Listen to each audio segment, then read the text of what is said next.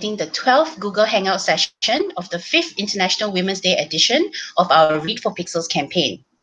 Through Read for Pixels, the Pixel Project is collaborating with 14 award-winning, best-selling women writers to raise awareness about violence against women and to raise funds for the Pixel Project to keep our efforts to end violence against women alive and kicking, as well as to help us reveal the first mystery celebrity male role model portrait in our Celebrity Male Role Model Pixel Reveal campaign.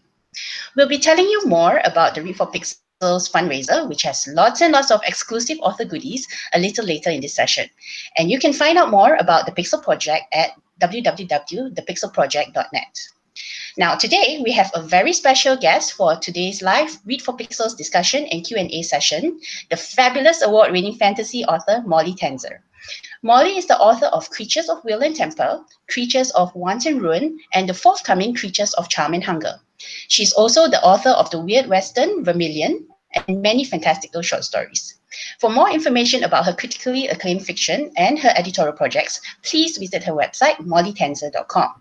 Now, Molly is joining us today from her home in Longmont, Colorado, and she has very generously donated some fantastic treats to the stash of author goodies that we have up as perks for donors at the Read for Pixels Rally Up fundraising page. There are two treats, and the first one is the Diabolis book bundle, and these are first edition paperbacks signed and personalized to either yourself as the donor or to whoever you want to give it to. And there's one copy of Creatures of Will and Temper and one copy of Creatures of Wanton and Ruin. In addition, there are also 2 mini cards that you can use as either bookmarks or mementos.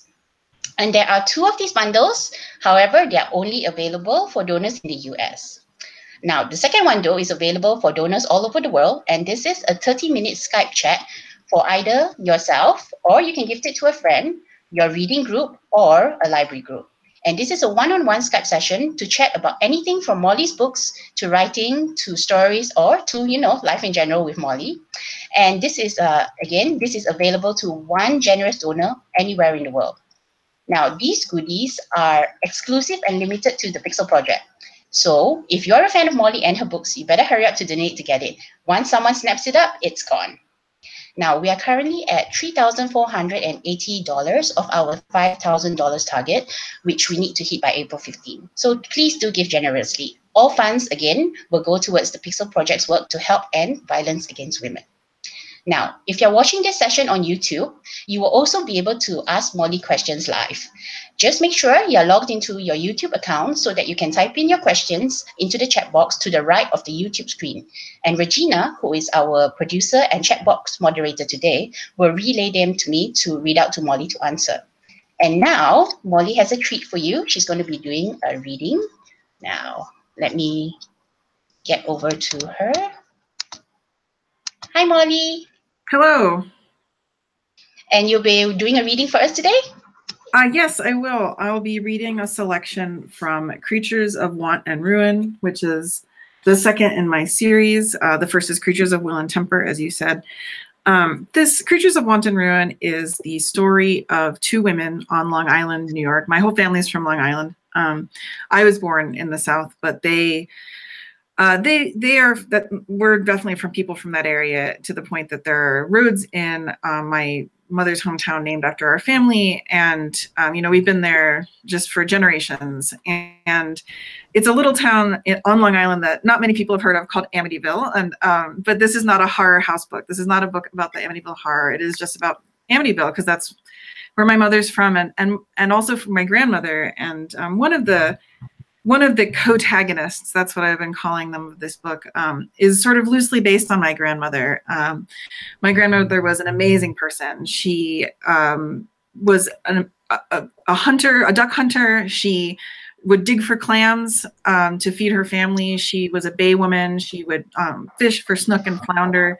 She was also a full-time teacher. She raised 2 kids, and she was a nature poet, and she published a book of poetry called This Is My Island, and her name was Harriet Elizabeth West. And so my protagonist is named Ellie West after her, and she also is a bay woman and a nature poet, and very in tune with the rhythms of Long Island. I'm not sure if my grandmother would necessarily recognize herself in Ellie, because Ellie is a pulp heroine, but at the same time, I was drawing on her spirit in a lot of ways to write this. So it's definitely a book about my experience going out to Long Island as a kid and being there in the summer, and the sort of the humidity and the sound of the insects and the way that the grasses felt and the salt taste of the bay are all part of me, and I tried to honor that here. It's also a novel it's a fantastical novel. There's demons. And it's also a social novel in that Long Island during the 1920s, this is during Prohibition. Ellie is a bootlegger, was going through massive social change, and I sort of brought that out in this novel because I ended up writing it during, all times these days are political times, but it is a novel a lot about sort of my feelings about a lot of things that have been going on in American politics. And I mention that because this, the partial chapter I'm going to read is very political. And Ellie basically, as I said, she's a bootlegger. And her father is pretty uncomfortable with that. He's socially conservative, and he doesn't like the way that she is trying to support her family, but she's supporting her family because he can't, and because also her younger brother, Lester, has gotten into medical college and he wants to be a doctor, but he has some disability. And so she's doing her best to not only support her family as it goes through these changes, but also like make sure that he has enough money to follow his dreams. And she's engaged to the son of Polish immigrants, and her dad has recently become very anti-immigrant, and things are kind of coming to a head in their life. She has accidentally sold some tainted bootlegged alcohol to some fancy people on Long Island. Things are not going well, and that's where we're picking up right now. She's just gotten back from a walk. Ellie, your father would like to speak with you. Alone? Ellie's stomach sank yet further. She had genuinely no idea what would be so serious as to require a private audience. I'm coming too. It's all right, said Ellie, and was surprised to see a flash of annoyance flit across Gabriel's handsome face. That's her fiancé. She couldn't understand why on earth he would feel put out. I'll be right back. All right, Lester and I can finish the dishes, he said. Mrs. West, go on and sit down. Ellie's father was sitting in his chair in the dim parlor under the bright puddle of light from his reading lamp, but he wasn't reading. The newspaper lay folded across his knees. He looked up at her as she approached. Ellie, I need to speak with you about something very serious, he said. What is it? She asked. What's happened? Ma wouldn't say. Your delivery, the one you said would be your last. It was to some people who lived over on Ocean Avenue? Yes. What was the family's name? Ellie glanced down at the paper, feeling nervous now for different, unexpected reasons. I can't tell you that, she said. Was it Colthed? Ellie tried to keep her face impassive, but her father saw what he needed to see in her expression. He stood and handed her the paper. Ellie sat down in the other chair so that the puddle of light from the lamp fell on her page. It was the trash gossip column written by an anonymous reporter who simply went by the prying eye. Ellie privately felt the column ought to be called The Flapping Lip, but this evening it contained something more than descriptions of people she didn't know wearing dresses by designers she'd never heard of and jewelry she'd never be able to afford. Screams on Ocean Avenue, late-night party antics shocked guests and neighborhood alike. Readers will know that the eye can be counted on to report on parties, but the truth is that parties do not always go according to plan. As Saturday night became Saturday morning, screams were heard on Ocean Avenue when a light and lively luau-themed party at Mr. and Mrs. James Colthede's residence became much more serious. Eyewitnesses report that several guests, both men and women, began to exhibit symptoms of disorientation and babble about horrors no one could see. Anyone who tried to comfort or soothe these people received only abuse for their trouble. One woman pushed her would-be savior into a rose bush. A man socked his best friend, perhaps former best friend, on the jaw. Police were called, and the prying eye, who was of course on the scene, saw the distinctive truck of Officer Hector Jones pulling up, meaning it is not unreasonable to suspect that liquor was involved in the disturbance. Whether too much or perhaps some rotten stuff was the cause of the scene remains to be seen. But we do know that whatever the cause of the outburst, it was indiscriminate. Even the sister of Mr. Colthede, Miss Diane Colthede, was spotted among the affected parties. No arrests were made, but it is possible further inquiries should, or at least ought to be made into the matter. Part of Ellie wanted to dismiss this entire report as trash. Between its sensational style and the fact that this prying eye had misreported Delphine Colthed as being Jimmy's sister Diane, there wasn't much reason to believe anything it said. And yet it did disturb her. The crate of unidentified moonshine loomed large in her mind. Usually she wouldn't sell booze like that. She always bought from SJ because she knew how careful SJ was about hygiene, how she did her best to produce a product of the same proof each time. Not all moonshiners did. In fact, not only did they run unsanitary operations, making mash out of who knew what, but people added all sorts of things to their batches to give the finished drink more kick, including bleach, embalming fluid, and other unimaginably awful substances. The consequences of drinking that stuff were terrible too, blindness, even death. Ellie had tried the mystery booze, though, and while it's true she hadn't sampled every bottle, she should have, maybe. Amityville wasn't exactly a hotbed of tainted moonshine, though, and yet it seemed she found some. Is this the big sale you made? Said her father, drawing her away from these jumbled thoughts. Is this how you paid for Lester's college, selling tainted liquor to the unwary? No, Ellie shook her head. I mean, yes, it's the family who hired me, but I didn't mean to sell them tainted liquor. I didn't think I had. If that's even what happened, this could all be a bunch of drunks scaring one another. Everybody knows the prying eye is nothing but gossip, and it is in the paper just the same. You've exposed us. Exposed? You think that lowlife Oscar won't tell everyone it was you? This was an unfortunately good point, and Ellie cringed as she considered just how far the story might spread. Her father saw, and an odd light came into his eyes. Ellie was well acquainted with her father's various angry moods, but this was a cold, righteous mania, the likes of which she had never seen before. All Amityville will know this family's shame, he said, his voice still low, soft, and terrifying. I told you I wanted you to stop, Ellie. I told you it was time for you to give this up, to leave that life behind you, but you wouldn't listen. He got a bit louder toward the end of his speech, so Ellie got louder too, and she replied, it's honest enough work, or at least there's nothing wrong with it. Nothing wrong with selling illegal spirits to thirsty drunks? Her father snorted. I'm not sure either the law or the, he sniffed, Italian operations in town would agree with you.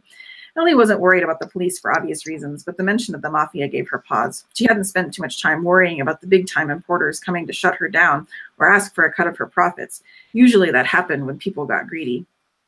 But she had gotten greedy. After a public incident like this, some opportunists might well take the opportunity to move in on her. That was more upsetting to Ellie than what people might say. What matters is that now Lester can go to school, she said. The plan was for me to stop anyway, wasn't it? She had dismissed the idea before, but retirement was looking a lot more attractive after this, that was for sure. People may talk about this, but what if they do? People will talk about anything. Lester will still be making us proud long after they've forgotten all about it. Ellie's father made a disgusted sound. If he wanted to go to school, he ought to have earned his way like a real man and left you to live like a proper woman. He earned a scholarship like a man would, like anyone would. And I'm sure there's nothing improper about a woman supporting her family, or at least helping to do so. That was the wrong thing to... Sorry. Oh, hello. There's not much I can do. That was the wrong thing to say. Ellie saw it instantly. The thunder in her father's voice coalesced into his face as it went purple as a storm cloud, and his brows crashed together like two angry swells. She'd only meant to defend herself against this bizarre accusation of not being a proper woman. After all, her father had taught her everything she knew about the bay, from boating to fishing to digging for bait clams with her pants hiked up above her knees. And when her mother was nervous about the idea of her learning to swim, fearing she would drown, it was her father who'd insisted she'd be less likely to if she knew how to save herself.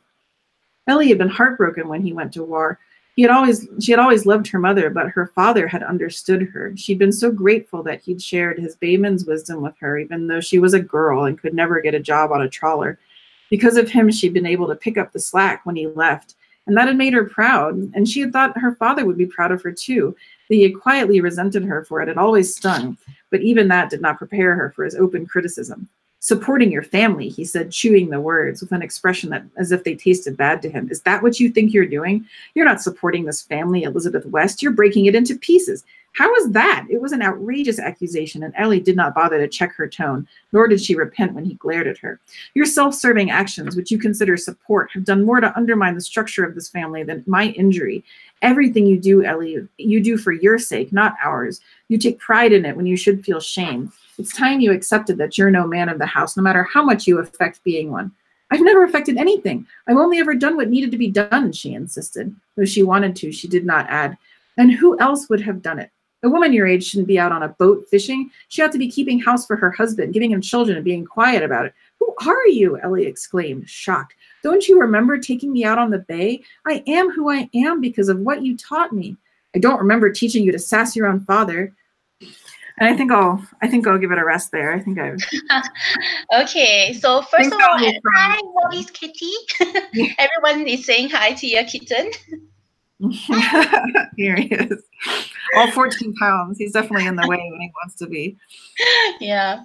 Okay, so I love Ellie West. She's like one of the strongest characters, I've read in fiction. Oh, thank you. And you've got a lot of fantastic female protagonists, like, aside from Ellie, there's Lou Merriweather in Vermillion, and of course Darina and Evadne Grey in Creatures of Will and Temper.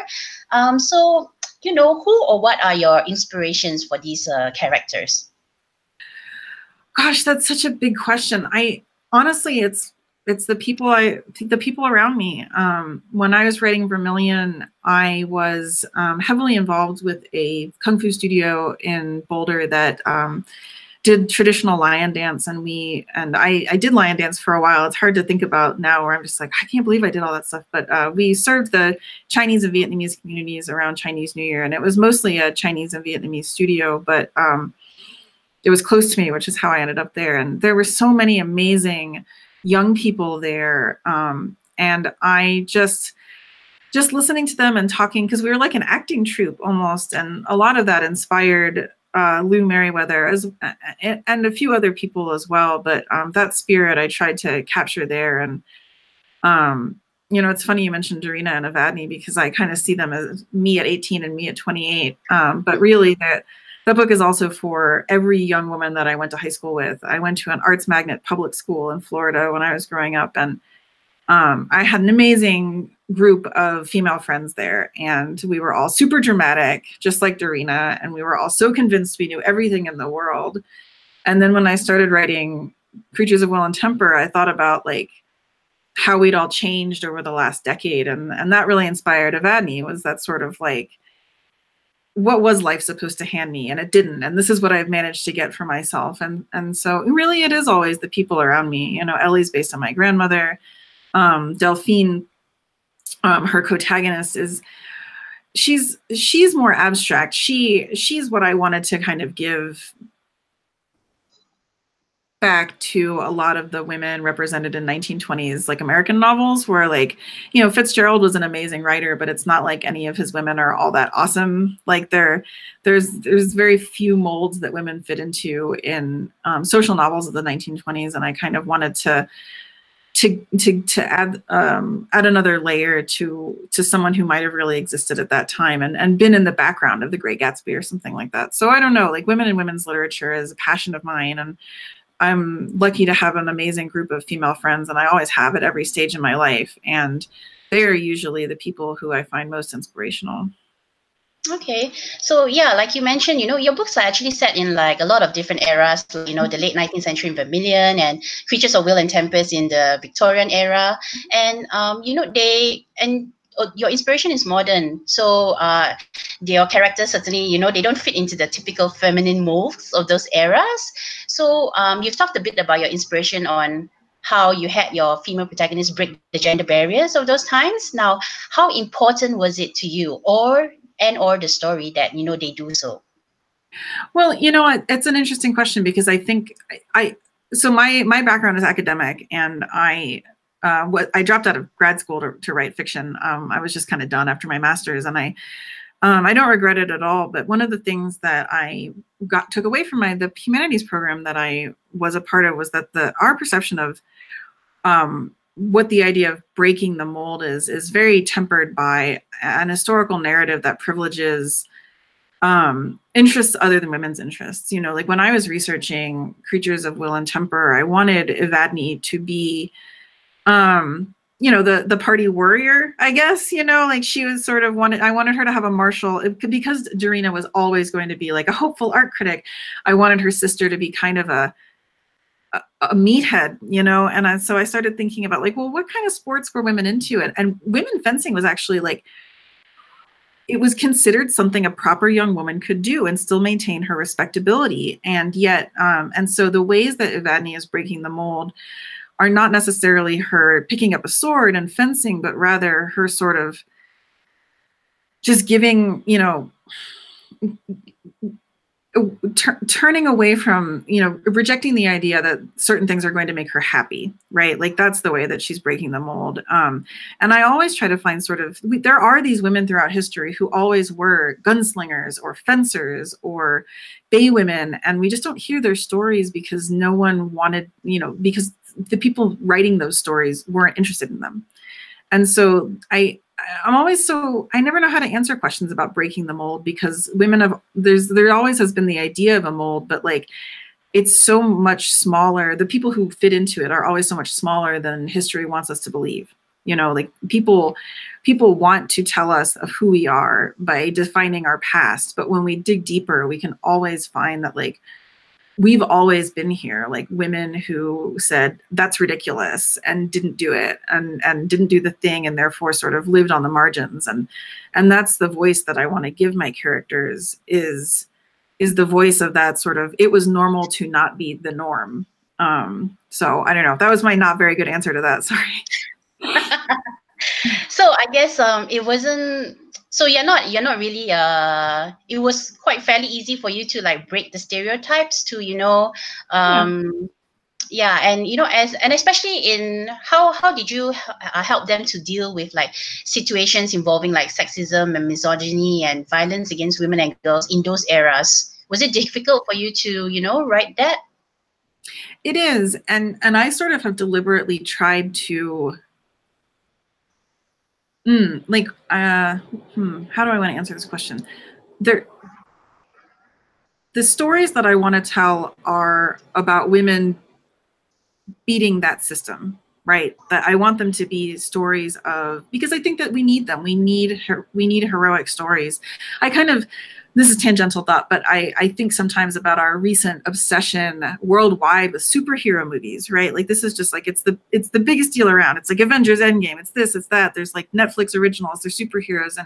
And yet we live in this time where we're questioning what is right and wrong on these huge social levels. And it seems to me that that's got to be fueling it. Like everything is so complicated these days. So we're looking to superhero narratives to give us something that is in black and white. There's good and evil and we can identify it. And Toad, you're being very rude. Sorry. So I guess, thinking about that, like the stories we tell ourselves are super important. And I want them to be stories that are hopeful. And so when I write about, my characters do experience sexism and they do experience racism. They experience oppression based along the intersections they are, that fall across them. But I didn't want those to be the main story that was being told. I wanted them to sort of just be part of their everyday life, like it is for all of us, but still manage to get their stuff done. So like Lou definitely experiences a lot of people reacting to her in ways that she has come to expect, but she should not have to come to expect.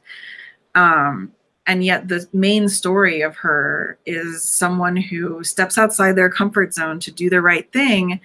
And mostly she gets it right. Like she definitely is not the ideal person for the job, but like in the end, like it's as good as it could have gone. And so I kind of like those narratives because I want the focus to be how women solve their problems, not necessarily the focus to be on the problems themselves. Yeah, so yeah, like you said, like superheroes too, your female characters, they want to do the right thing, but they are also generally flawed in their own way, as are all people. So, so when you're writing these characters, do you ever feel pressured by gender and cultural stereotypes to make them likable or relatable? And do you ever get flagged for not making one of your female characters likable enough? Sometimes, I'm trying to be better about reading reviews because like I believe in the right of people to review books. Like I often like look at Amazon reviews and Goodreads reviews, but it's hard when I look at my own writing because I know what I'm trying to accomplish and I have to decide for myself if I'm accomplishing it.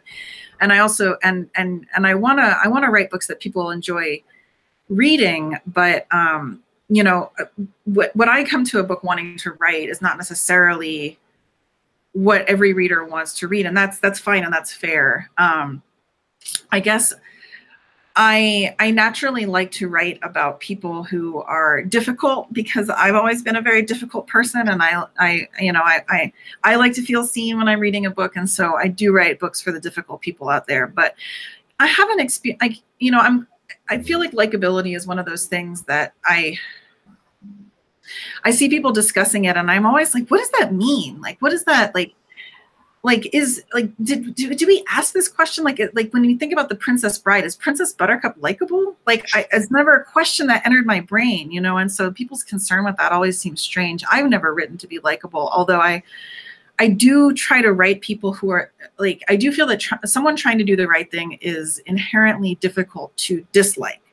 So whether or not someone is likable is less my concern than if you want to dislike them, that's when I feel like I've erred. But if you're having a hard time, if you would want to be friends with them, but sometimes it was hard, that's my protagonist. And it's because I consider myself a little bit of a naturalist in that regard. I like to write about people as they truly are. And that means that they're messy, even when they're heroic. And I don't know, when we talk about women, we often talk about their likability, but I find that if you can make people, I don't know, understandable, that really helps.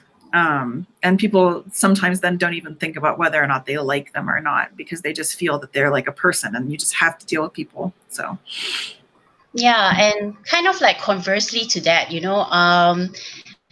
so if you try to go the other way, a lot of authors tend to fall into the not like other girls trope, so, but like you said, and how I feel, a lot of your female characters, they're ordinary people, and they just want to do the right thing, and they just get on with it, even though it may whatever the task maybe is difficult or impossible. And so why do you choose to write them this way, and why is it important to have these kind of female characters? Well, it's funny that I all my characters are just like every other girl. That's my, I write that way because I grew up reading not like every other girl fiction, and I think it gave me some unhealthy messages, and so therefore I try not just to write books about I do tend to have female protagonists, that is true, or women protagonists, I should say, but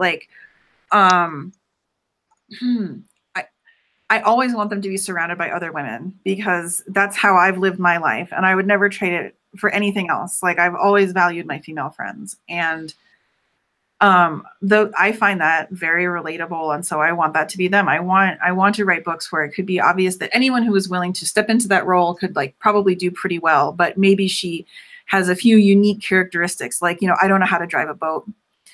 I think I would want to do the right thing like Ellie when it came to a few of the things she comes across. But I mean, what makes her special is I can't punch anyone really hard, even after all that kung fu. I just failed it utterly, and I'm not good on the water. But at the same time, I do feel like I relate to her in other ways, and that's always what I'm going for.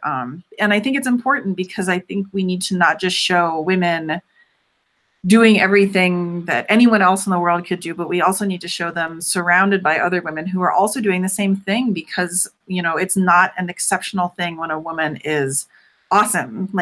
Women are awesome. And so that has always been a priority for me, is to not have someone just be surrounded by men who are wow, she's the only woman like this I've ever met.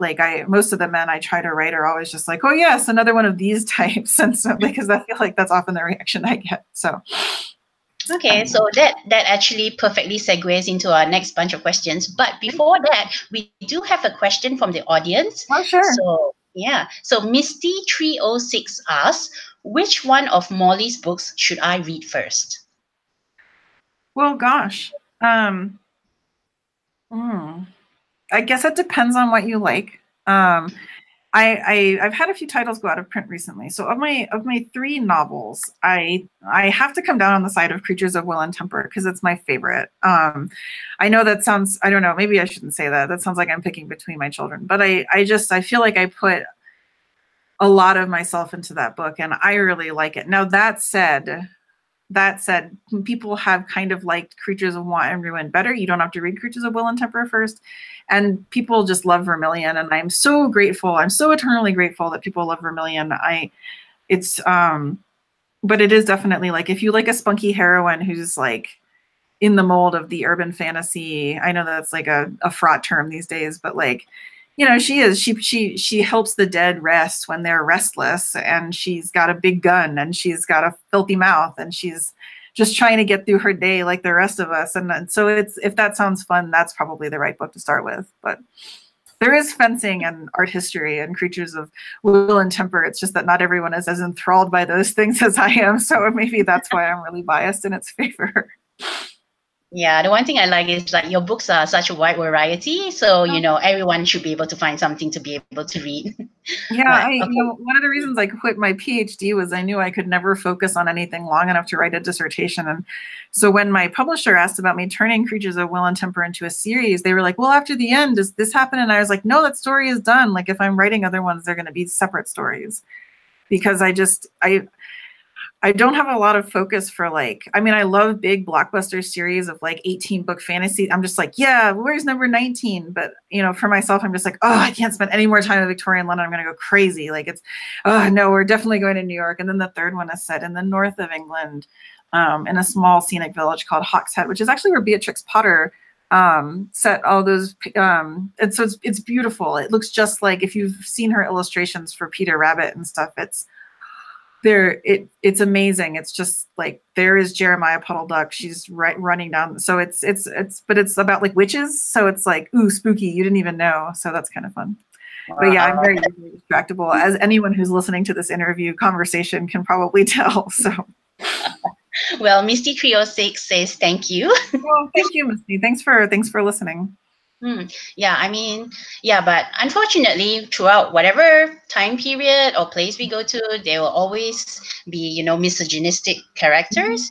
But coming back to what we were talking before, so but generally the male-female relationships between the main characters in your stories are quite equitable, and some of your male characters, they are respectful of women, their thoughts and their decisions.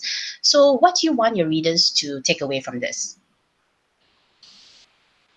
Be better, try harder. Like, it's not hard to actually just deal with people on the level of being people. And, you know, it's funny, we talk about sometimes with gender that women are always pointed out for being exceptional, but when men do just like baseline stuff, they're like heroes. It's like, this dad gets his kids ready for school in the morning, and it's like, guess what? Like, that should be every dad. Like, that is just something that parents need to do, and it needs to get done no matter who's doing it. But so when I do have men that do deal equitably with women, I always try to emphasize that they're doing like more work than just, you know, they're trying hard to be better about this, because, you know, I'm not trying to misrepresent the situation. Like, there have always been men who have been like fair and equitable, but often like my villains do tend to have that sort of, you know, being more of a person of their time, or even slightly regressive, because it's hard to know what who's a person of their time and not. Like, that's such a fraught thing to say. Like, you know, I write a lot of fiction that's in the Lovecraftian mode, and indeed Creatures of Wanton Ruin is sort of a Lovecraft inspired tale in a few ways.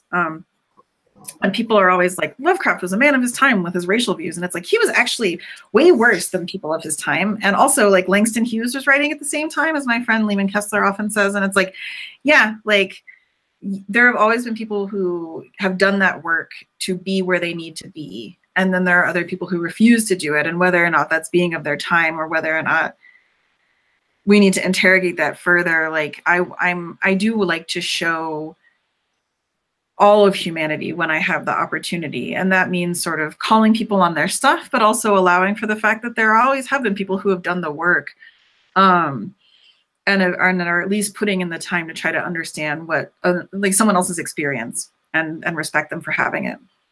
Yeah.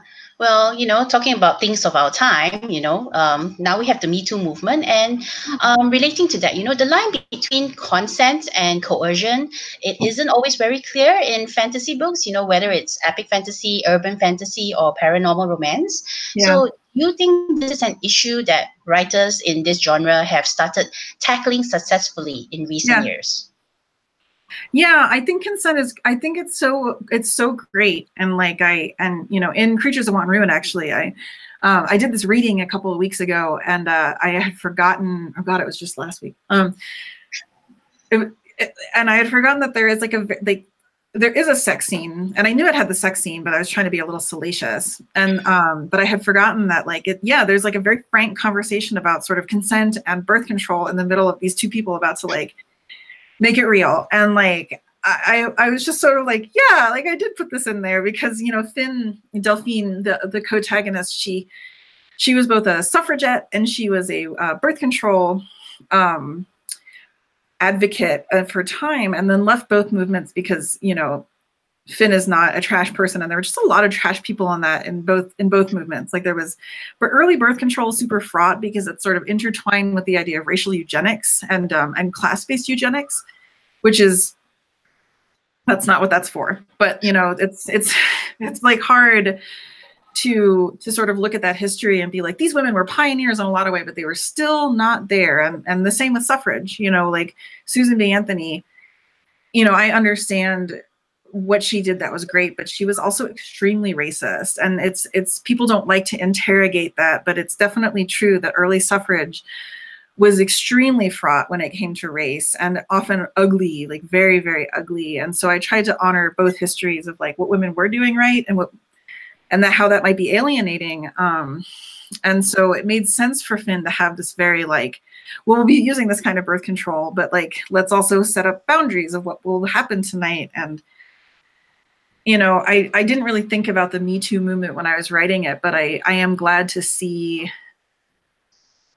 things like that. I'm working hard to put them in my books because, you know, I read tons of 80s era fantasy where it's just like, you go over it and it's just like, this is super sleazy. Like, why was this what we were writing, everyone? And I'm glad to see more people tackling sexuality as a spectrum, sexuality as something that is intrinsic, but not the only thing that matters. And also this idea that it does matter, like, maybe we don't need any more stories about like, this beefy dude takes this woman in his arms and is like, I know you want this. And it's like, you know, like maybe that's just not like let's all do better. You know, there's other ways of getting that across. So it is something that I enjoy tackling, and I am so glad to see happening across the board. So yeah. So do you think that reframing how stories describe men, like away from hostile and toxic stereotypes and towards, you know, more complexity and even vulnerability, can be one of the ways that, you know, SFF writers can break away from toxic tropes that promote toxic masculinity and the dehumanization of women? Yeah, I think we all have to, you know, we are who we are who we say we are, right? Like we are made up of not only our experiences, but the stories we tell ourselves. And I think often about the fantasy books that I loved as a kid and what I was learning about what it meant to be a woman from them. And I have tried to do as well as many of them, and then try to do better than a lot of them. Because like, again, like my dad was a huge fantasy reader, and he brought home a ton of books, and I read them, and he liked, you know, he liked that fantasy by the pound style of, you know, that book, you know, that you could use in a stiff wind to hold down a tarp. And I read a lot of them, and you know, often the women were like hard to like, but not in the way that we talk about hard to like women. Like, it's like that, like, why are you, like, it's just sort of like, have you met a woman? Like, why was this your choice? You know? And the shrillness and the emotional sort of instability and the like, she ruined everything with her feelings. And I'm like, I'm passing on this. But the men too, you know, like, it's like, maybe those women were suiting those men, but the men I'm starting to see coming in more across the board in fantasy these days, I find much more palatable to me, because, you know, they'll chill and you know, there are these sort of different sides of things. And I often think that it is sort of, we've always seen great representations of men and women in fantasy, you know, but it is really always like the cream of the crop. It's always in that sort of like is this good range that people end up relying on stereotype and trope, and that's when you start having bad writing. You know, if you believe there's an essential truth about the way men are and the way women are, you're probably going to write out some really stereotypical stuff, and that's not good writing. You know, like we're here to make art, and so I think the better that people, the more complicated, the more realistic, the more nuanced we have depictions of people of all types, the better we can only all be. So do you think that this, alpha male type character will eventually get phased out, or do you think this stereotype will stick around longer than we think? I don't know. It's so interesting.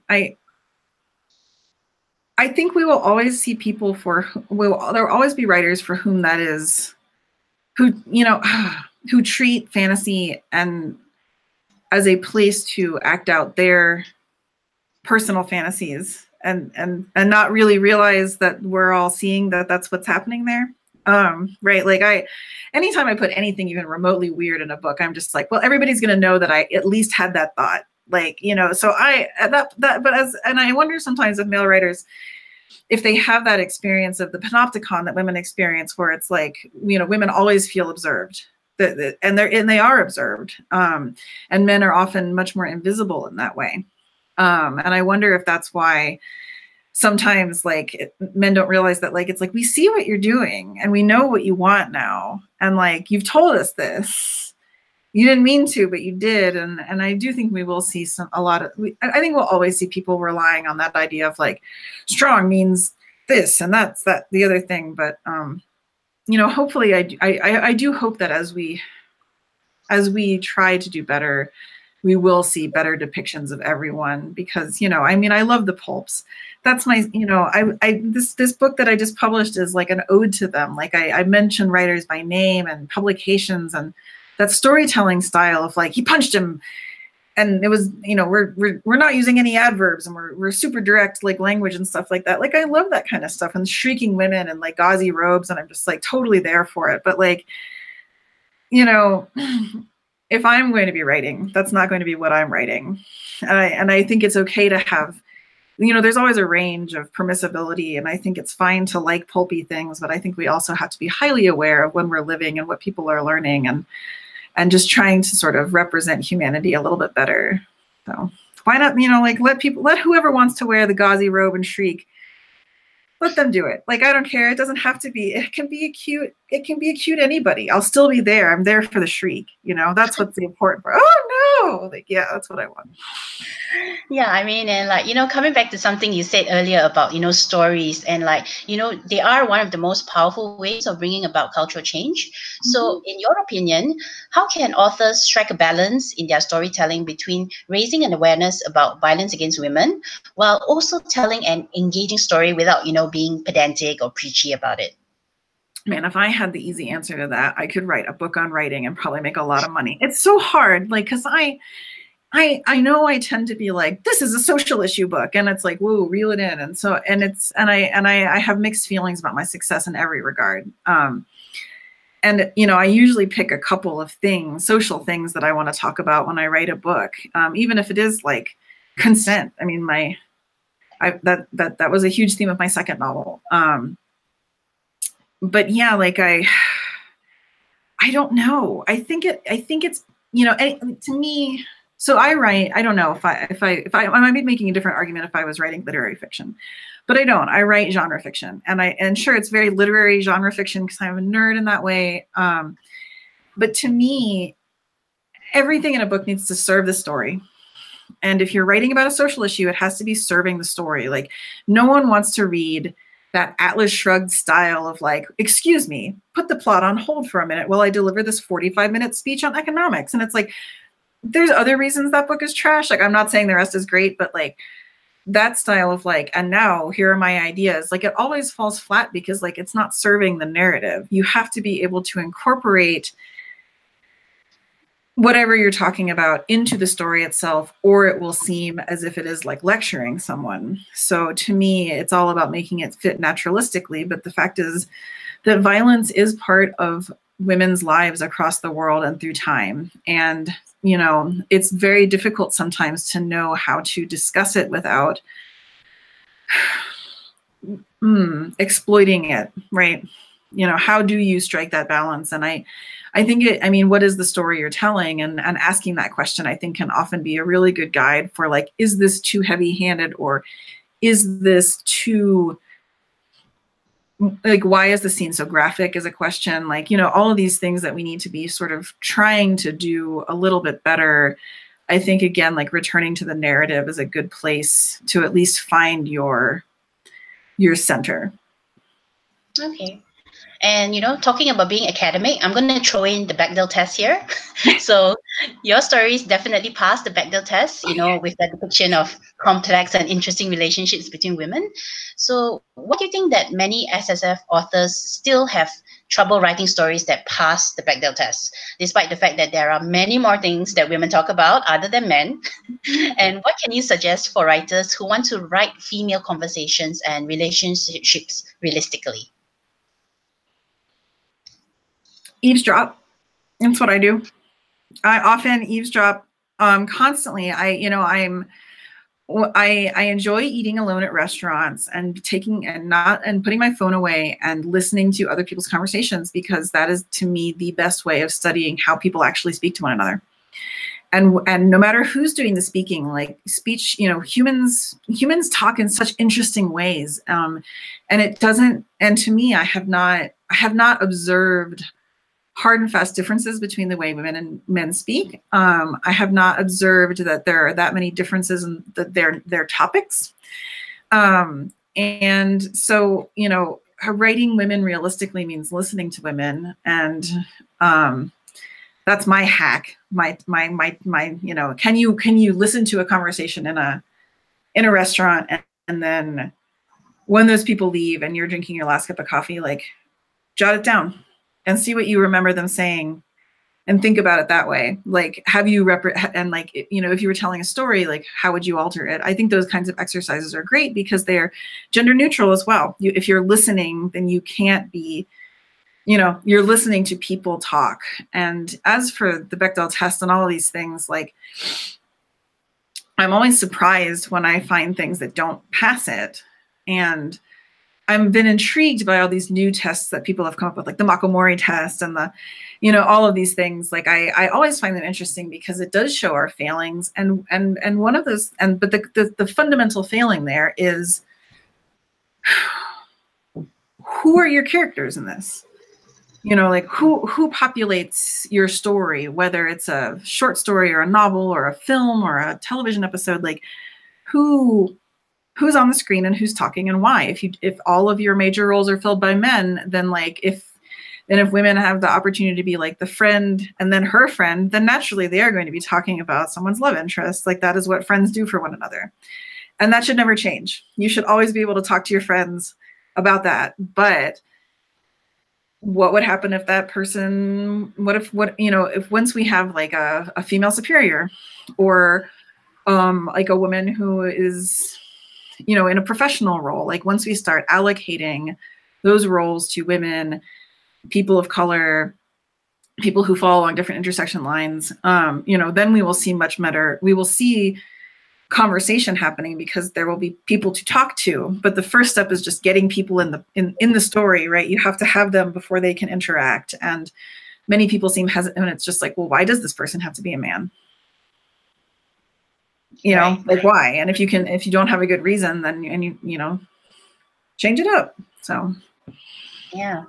So potential writers out there, remember, eavesdrop. Just try not to be too obvious. Be a big old creep. Like, I don't know. I'm not going to really lean into that one. But I have found that human speaking is listening to people talk and making a, you know, with mindfulness and intention is like a huge sort of like our late 20 teens buzzwords, right? Like, we're always supposed to be like present. And so it's really, you know, people talk online in a different way than they talk in person. And people, you know, like, you have to kind of like voice. I don't know. You got me talking about voice, which is like my passion in writing. And I love writing dialogue because I'm so fascinated by the way that people communicate. But like, you have to listen to it, and not the way people are in movies, because people don't talk in real life the way they talk in movies most of the time. So yeah, sometimes you just have to get down and dirty and just like listen to two people having breakfast together. And like, sure, it feels creepy, but if you're not like trying to write down their social security number, it's kind of like, it's, you know, you don't have to turn around and be like, well, actually, my opinion is, you know, like that's not, I'm not suggesting that. So. Okay, moving away from eavesdropping and on to geek culture. Sure. So, you know, geek culture in general, including science fiction and fantasy, has had its fair share of critics, you know, saying that it's still too male dominated despite the rising number of prominent, well-respected and well-known female authors. Plus, there's plenty of hostile, misogynistic and sexist behavior by male geeks towards female geeks. So what do you think needs to be done to make geek culture as a whole, whether it's comics or gaming or books, more welcoming for women and girls? That's another huge question. I don't know. I think it's fundamentally about raising children to respect one another and doing that labor. I think, you know, it's hard, you know, I'm not saying you can't, I'm not falling into that. You can't teach an old dog new tricks. That's definitely not true. Like I've definitely seen people improve, and other people refuse to improve even though they could. I think this is all about, though, like we have to change as a culture before we can move into geek culture, right? Like mainstream culture needs to change. We need to teach accountability to men. We need to teach accountability to women. We need to teach privilege as something that is not something to laugh off, or like, you know, these are real things. And geek culture is a mirror in a lot of ways of mainstream culture, because, you know, it's easy to think that that person who's a part of some troll group that's like heckling some female creator for, I don't know, like drawing a superhero who wasn't sexy, or whatever the scandal du jour is on the underbelly of the internet, right? Like that entitlement, that sense of like, this isn't for me and so I hate it. Like that's coming from a place of never, not never, I don't want to say that, of culturally allowing a boys will be boys attitude that teaches a sense of ownership over things that you don't own.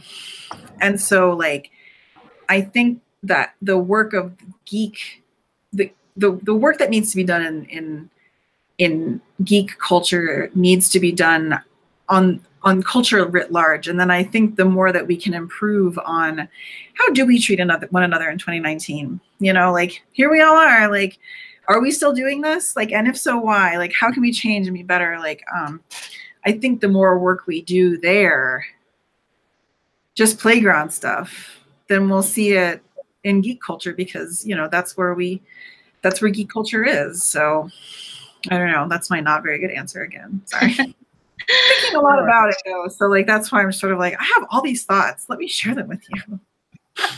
Well, that's what this is for. Yeah, sure. Mm-hmm. So, okay, you know, you've been so incredibly supportive of our Read for Pixels campaign, and, you know, and our anti-violence against women work as a whole.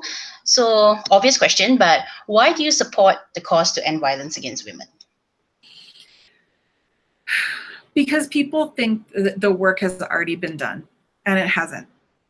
You know, like, that's why, because it's so easy. Because I grew up at a time when it was super okay to be like, well, racism doesn't exist in America. It's a level playing field. We've moved past all that. And it was just like, it's 1994. What are you talking about? Like, look at the discourse out there. And yet people thought, well, like, well, you know, we don't have separate water fountains anymore. So like, what's the big deal? And like, obviously we had a lot more going on there. And it's, you know, we're seeing it still in 2019. And it's the same with anything else, that like you make some big stride forward and people are like, cool, we fixed it. And it's like, no, we did not. Like, there's still a ton of work to be done. And the conversation makes people uncomfortable because they don't like thinking about how it's not fixed yet. And so that is why I think it's super important to just keep talking about the fact that this is really real, and it is an epidemic across our world, and we have to figure out ways to educate and help and make sure that people know that we see them. Like it's not, we have to make sure that people know that they can't hide abuse anymore. And because they can still, but we have to make it so that it's not a silent problem. And what do you think that authors, specifically authors, can do to help with the cultural change needed to eradicate violence against women and girls? Well, it's interesting. Like, you know, the arts has a profound effect on society, and I take that it's something I take very seriously. Not that idea of where does social change start, and art can reinforce the status quo, or art can challenge the status quo. And I think we have to keep challenging it from an arts perspective. Okay. All right. Thank you so much, Molly, for your time. And thank you to everyone who has joined us today. If you joined us halfway, I'm Tan Xiaojun, and I was your moderator today. And now, in addition to her time today, Molly has also generously donated some fantastic treats to the stash of author goodies that we have up as perks for donors at the Read for Pixels Rally Up fundraising page. Now, there are 2 treats, and Molly is going to show us what you will get if you donate for her first treat.